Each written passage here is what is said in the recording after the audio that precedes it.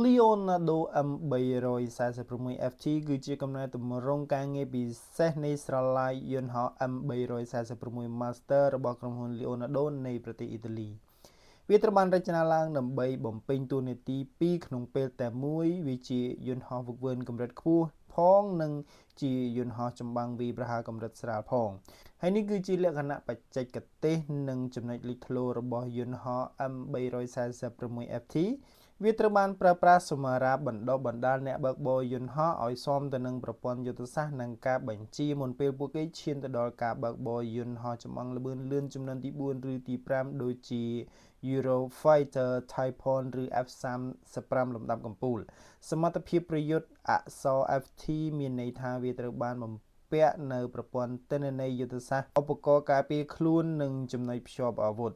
ដែលអាចឲ្យវាបំលែងខ្លួនទៅជាយន្តហោះចម្បាំងបានភ្លាមៗក្នុងករណីមានអាសន្ន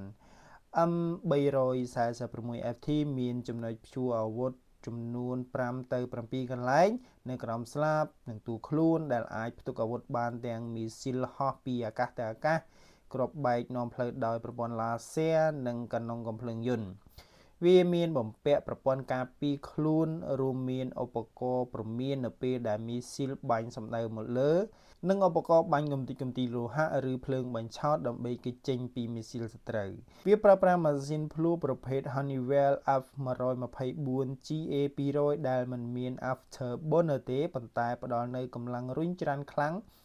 និងមានតុល្យភាពខ្ពស់ព្រមទាំងជួយសន្សំសំចៃប្រេងបានយ៉ាងច្រើនទោះបីជាវាមិនអាចរត់បានល្បឿនលឿនជាងសំឡេងខ្លាំងវាជាប្រភេទ Transonic ល្បឿនលឿនប្រហែល Mach